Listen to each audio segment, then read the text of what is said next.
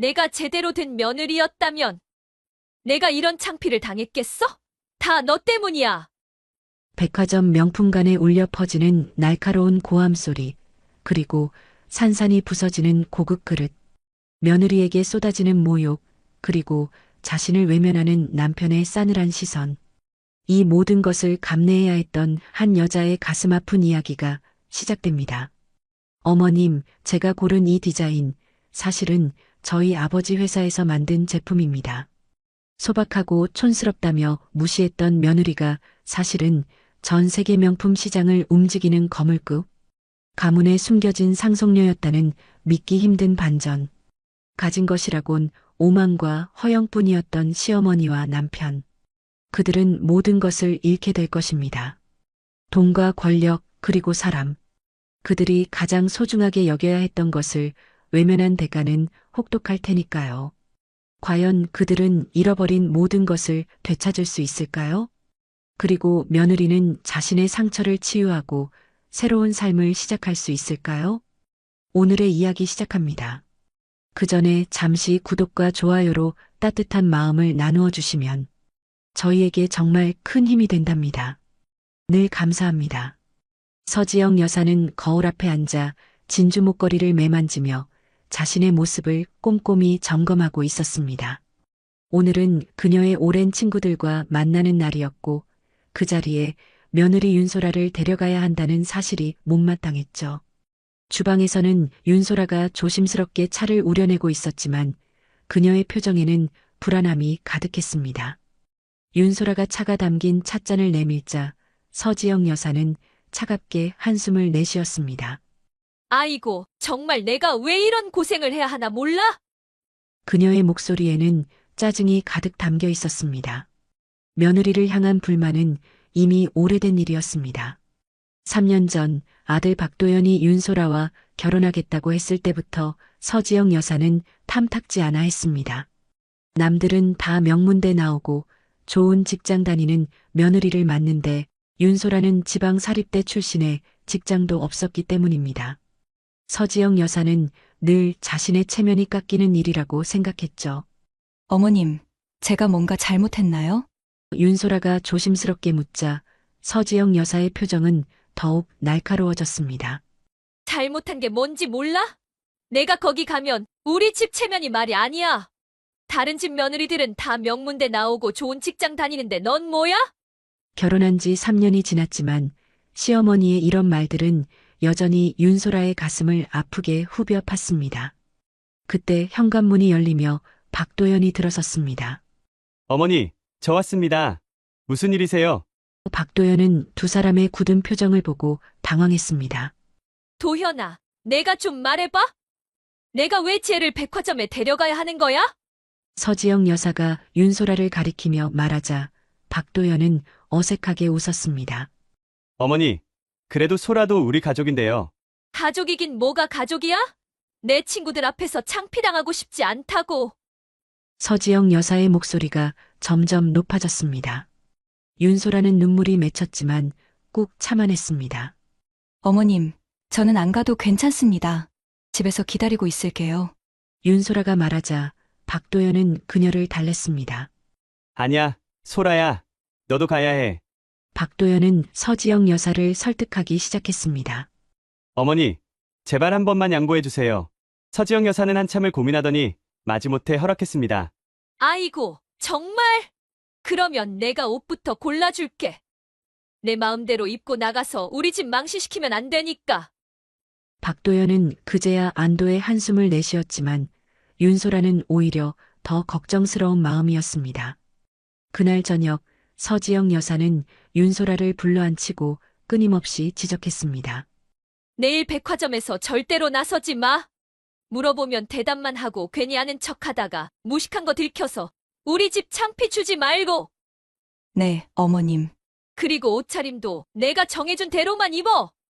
화장도 진하게 하지 말고. 서지영 여사의 간섭은 끝이 없었습니다. 말투부터 앉는 자세까지 모든 것을 지적했습니다. 특히 내 친구들 만나게 되면 조용히 있어. 괜히 말했다가 교양 없는 거 들킬까봐 걱정이야. 윤소라는 고개만 끄덕일 뿐이었습니다. 가슴 깊은 곳에서는 서러움이 치밀어 올랐지만 아무것도 할 수 없었습니다. 그 시각 박도연은 거실에서 텔레비전을 보며 아무 생각 없는 표정이었습니다. 아내가 어머니에게 힘든 소리를 듣고 있어도 전혀 신경 쓰지 않는 모습이었죠. 평소에도 이런 날들이 많았기 때문입니다. 밤이 깊어갈수록 윤소라의 마음은 더욱 무거워졌습니다. 내일 백화점에서 과연 무슨 일이 일어날지 그녀는 알 수 없었습니다. 주말 오후 사람들로 북적이는 백화점 명품관. 서지영 여사는 명품 브랜드 매장을 돌며 우아함을 뽐내고 있었고 며느리 윤소라는 그녀를 보조하며 조용히 따라다녔습니다.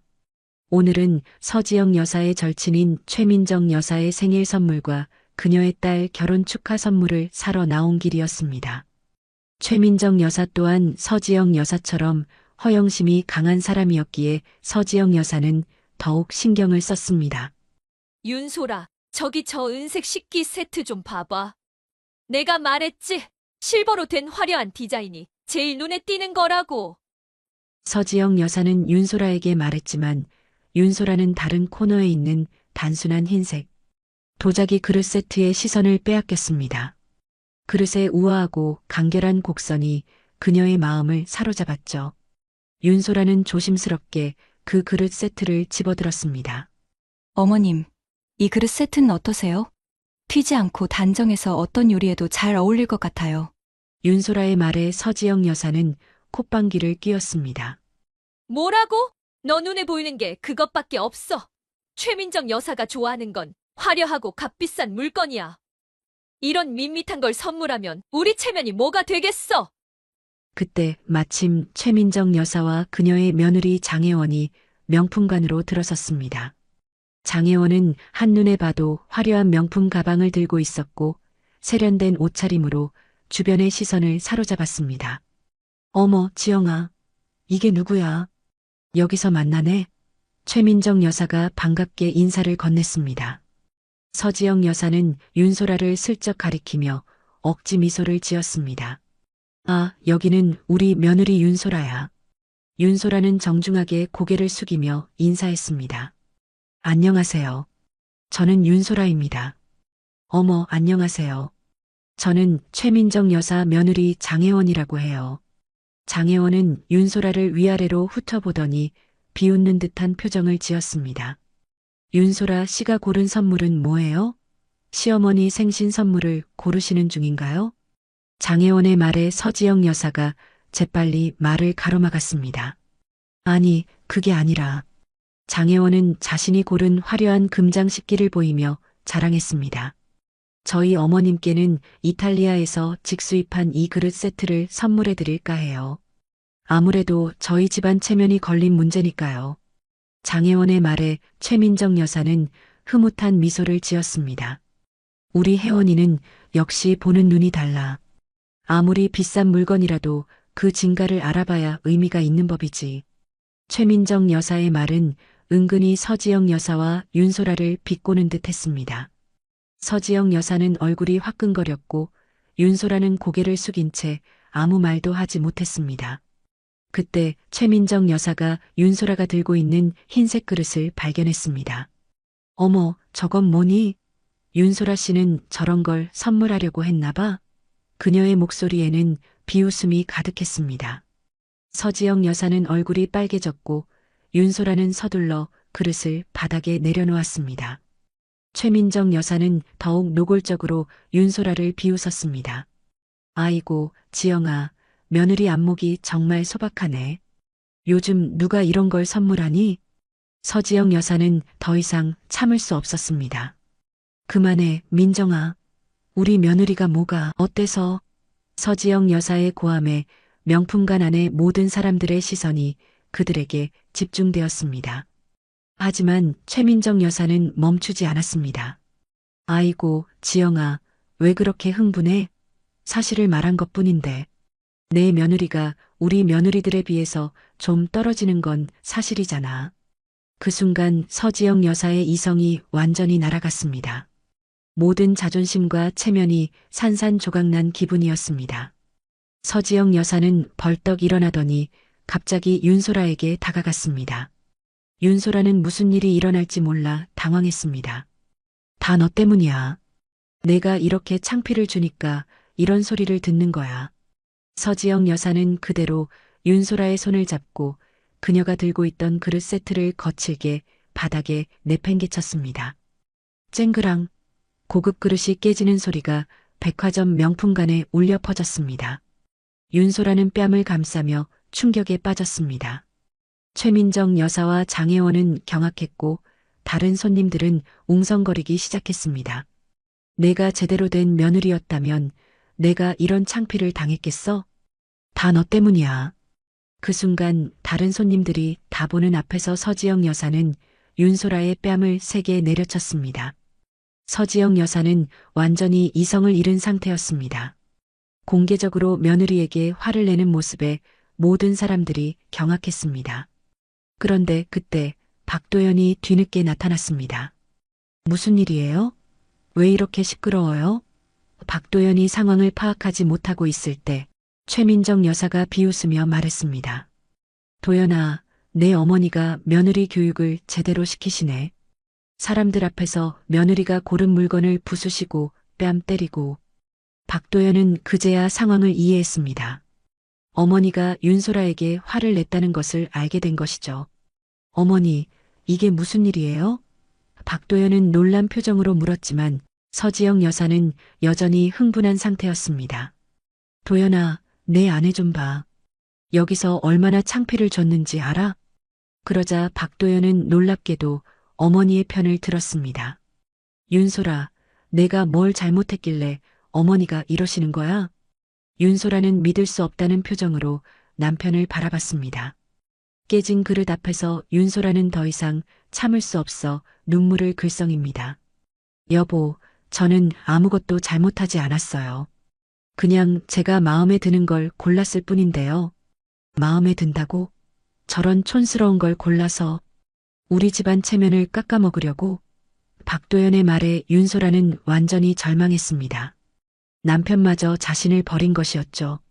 그때 윤소라의 눈에 매장 안에 한 남자가 들어왔습니다. 그는 놀란 표정으로 그릇이 깨진 현장을 바라보고 있었습니다. 그는 이 매장의 총괄 매니저였습니다. 그는 서둘러 윤소라에게 다가왔습니다. 손님, 괜찮으십니까? 그의 목소리는 정중했습니다. 서지영 여사는 그런 매니저를 보며 코웃음을 쳤습니다. 괜찮기는 뭐가 괜찮아요? 이깟 싸구려 그릇 하나 깨진 게 뭐가 대수라고. 하지만 매니저는 서지영 여사의 말을 무시하고 윤소라에게 정중하게 고개를 숙였습니다. 손님, 저희 브랜드의 숨겨진 역사를 정확히 알고 계신 것 같습니다. 이 디자인은 저희 창립자가 가장 아꼈던 철학이 담겨 있어 소수의 고객에게만 공개하는 특별 라인입니다. 매니저의 말에 서지영 여사와 친구들은 놀라움을 금치 못했습니다. 그제야 그들은 윤소라가 겉모습이 아닌 진정한 가치를 보고 있다는 것을 깨닫게 됩니다. 서지영 여사의 얼굴은 새빨개졌습니다. 매니저는 윤소라에게 조용히 물었습니다. 이 디자인의 철학에 대해 어떻게 아셨는지 여쭤봐도 될까요? 윤소라는 고개를 들고 말했습니다. 이 디자인의 본질은 화려함이 아니라 실용적인 아름다움에 있다고 들었습니다. 창립자께서 늘 말씀하셨던 철학이죠. 윤소라의 말에 매니저는 감탄하며 고개를 끄덕였습니다. 맞습니다. 손님께서 정확히 알고 계시는군요. 이 디자인은 저희 브랜드의 상징과도 같습니다. 최민정 여사는 윤소라가 고른 그릇이 사실은 아주 귀한 물건이었다는 사실에 놀라 입을 다물지 못했습니다.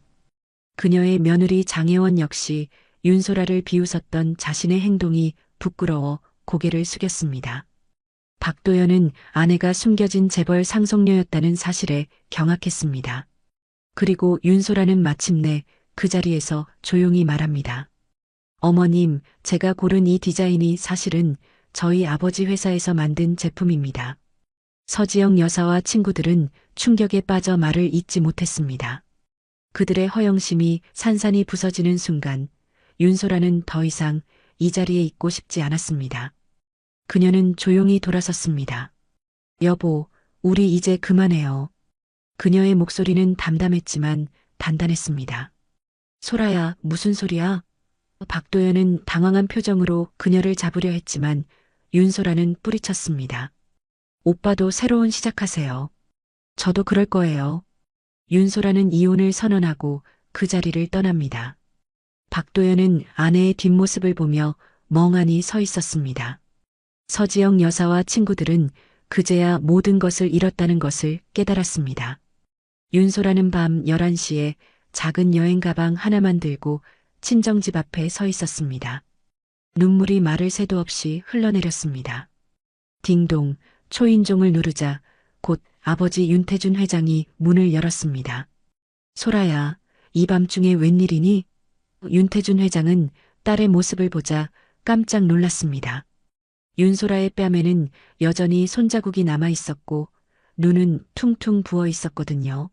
아빠, 윤소라는 아버지를 보자 참았던 눈물이 터져나왔습니다.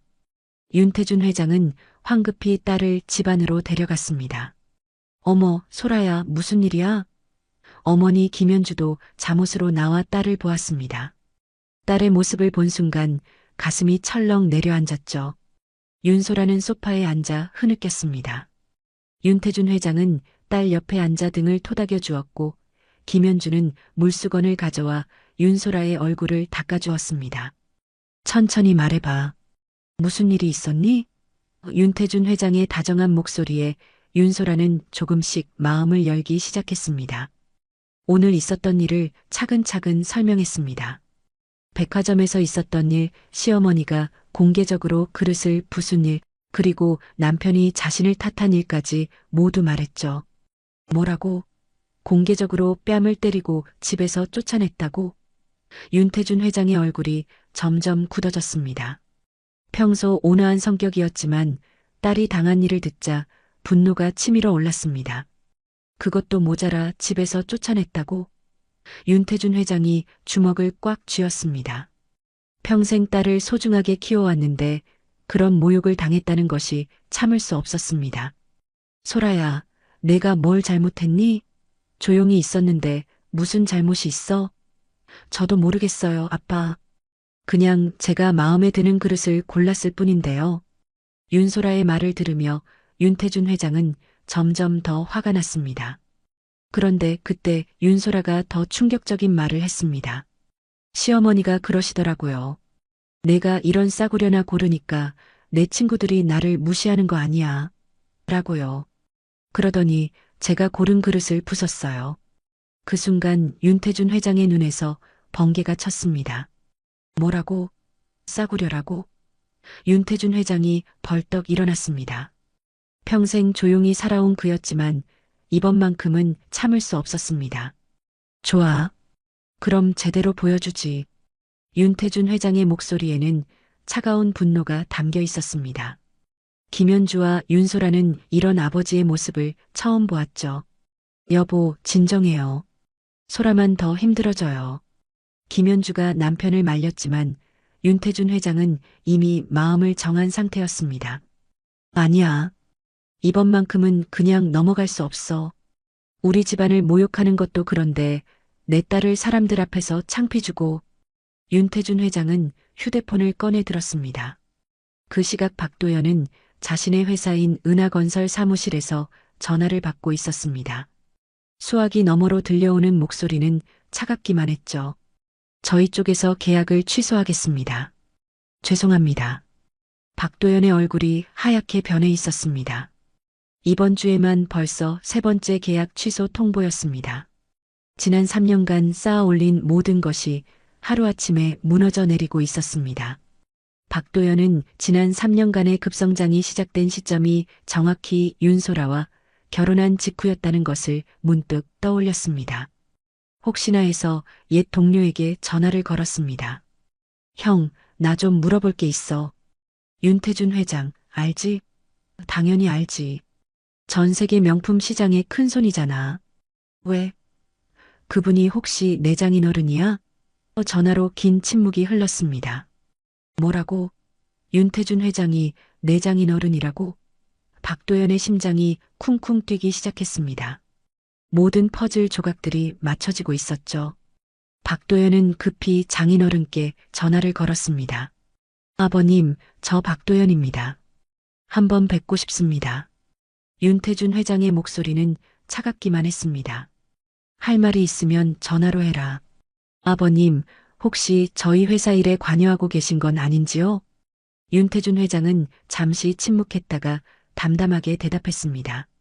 그동안 내 사업을 도운 것도 나고 이번에 손을 뗀 것도 나다. 박도연은 머리가 새하얘졌습니다. 왜 갑자기 이러시는 겁니까? 내가 내 딸을 어떻게 대했는지 모르고 하는 소리야. 소라가 사람들 앞에서 모욕당할 때도 너는 소라 편을 들어주지 않았지. 그런데 내가 너를 더 도와야 할 이유가 있을까? 박도연의 목소리가 떨렸습니다. 아버님, 제가 잘못했습니다. 다시 기회를 주세요. 기회는 이미 끝났어.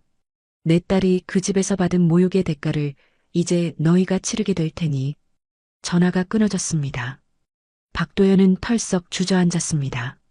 한편 서지영 여사는 며칠째 불안에 떨고 있었습니다. 아들의 사업이 급격히 기울고 있다는 소식을 들었기 때문입니다. 도연아, 대체 무슨 일이니? 회사가 어떻게 된 거야? 박도연은 어머니를 바라보며 괴로운 표정을 지었습니다. 어머니, 윤소라의 친정 아버지가 그동안 우리를 도와주셨대요. 그런데 윤소라를 내쫓은 후로 모든 지원을 끊으셨고요. 서지영 여사의 얼굴이 창백해졌습니다. 뭐라고? 윤소라의 친정에서 도와줬다고? 네. 장인어른께서 그동안 저희 사업을 뒤에서 지원해 주셨던 겁니다. 서지영 여사는 그제야 자신이 얼마나 큰 실수를 했는지 깨달았습니다.